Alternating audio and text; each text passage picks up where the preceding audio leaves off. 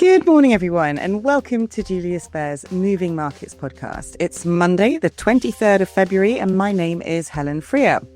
A quick note, firstly, about the latest View Beyond podcast, which was published over the weekend, where Bernadette Anderko talks to one of our equity analysts, Nenad Dinic, all about the rotation we've been seeing in equity markets so far this year. An interesting conversation on the factors driving this, as well as which areas are set to do well going forward. It's available on this channel, Moving Markets, and it's called The View Beyond, Diversifying Beyond Big Tech.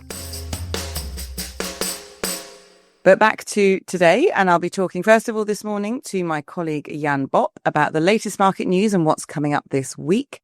And then, as usual, I'll be speaking to our head of technical analysis, Mensur Pocinci, for his Monday update from the technical side.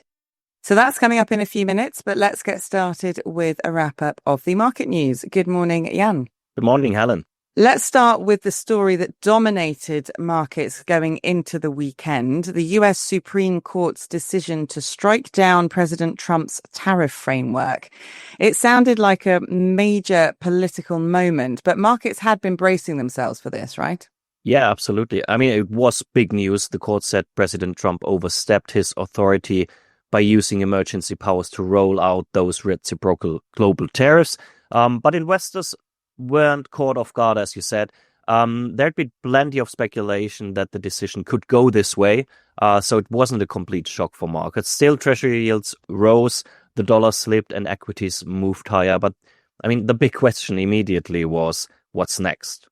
Okay, and the what next came quite quickly. The administration didn't waste any time. Within hours, Trump imposed a 10% global tariff and then increased it to 15% on Saturday. So much for tariffs going away. Yeah, exactly. So tariffs aren't going away. This leaves a substantial amount of uncertainty. So let's see how the refund process will play out. That is also likely to be a mess. The fight over $170 billion in refunds has already started.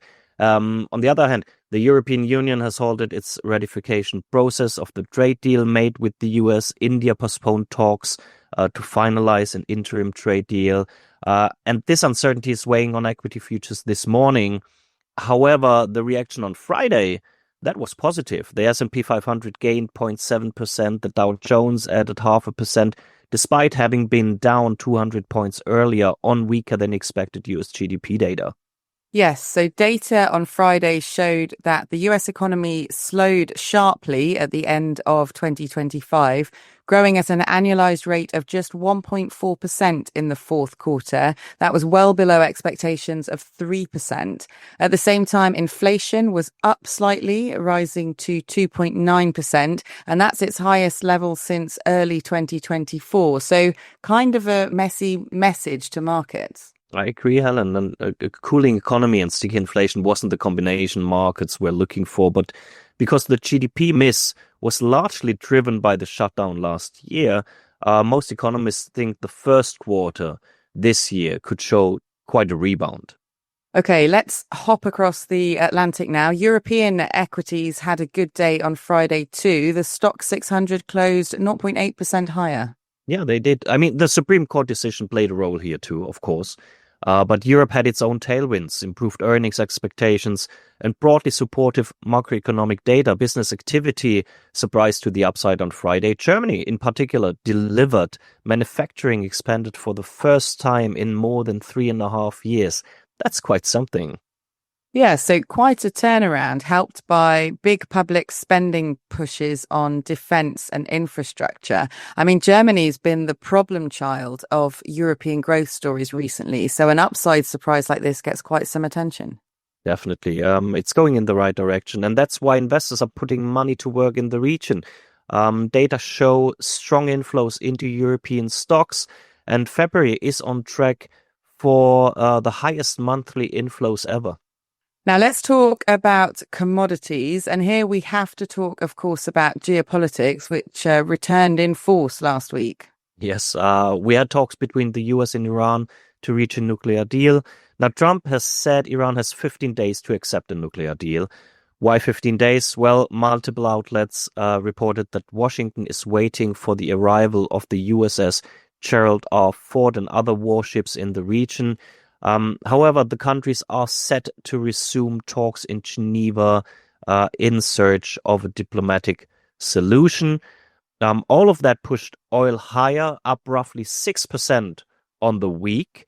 And precious metals rallied too. Gold climbed above $5,000 an ounce, and silver jumped 8% alone on Friday. And they are adding to their gains this morning.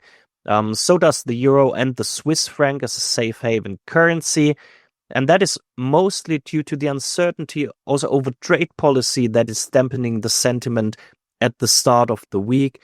I alluded to it. US equity futures are down 0.7% this morning, but also European stocks are trading 0.5% lower. And the market was already a bit jittery ahead of Nvidia earnings this week, right? Plenty of earnings actually coming up this week. Yes, it will be a very busy week, Helen, and the headline event, as you said, is Nvidia on Wednesday after US market close. But we also have a lot of macroeconomic data to digest, GDP data, inflation data, sentiment data across the globe. So plenty to keep markets moving and plenty for us to talk about, Helen. But for today, that's all from me. Wonderful. Thank you very much, Jan. A very comprehensive roundup to start the week. Thanks for having me. And over to you now, Mensur. Good morning. Good morning, Helen. So let's focus on the macro picture today, Mensur. The most important chart is always US 10-year Treasury yields. What trend are you seeing here? Yes, we saw a peak in January, and since then interest rates have been coming down from around 4.30 to 4.07. When we look at the chart, we see further weakness ahead. So most likely US 10-year Treasury yields will continue to decline, and a decline below 4% will open the way towards long-term support at 3.60. Okay, and if yields are heading lower, what does this mean for the US dollar? Yes, in the US dollar, the picture is even clearer. So the US dollar has seen a minor rebound from January lows, but the rebound is quite weak. We still think this is just a retest of last year's lows in June, and we see the whole pattern of price action since June basically being a consolidation in the bear market. So we think the bear market in the US dollar will continue, and investors might actually underestimate the downside potential of the US dollar.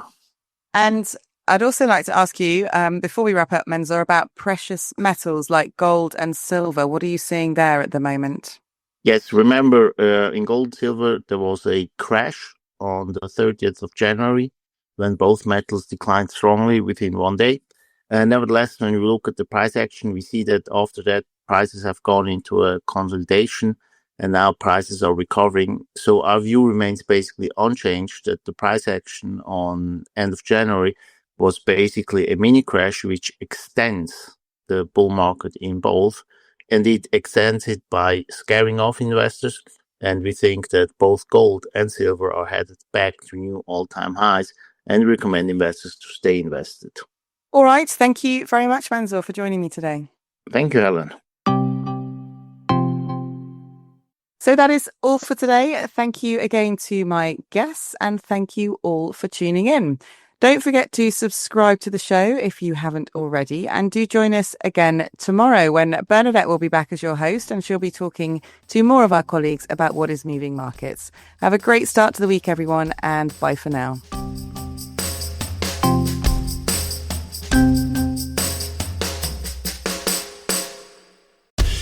The information and opinions expressed in this podcast constitute marketing material and are not the result of independent financial or investment research.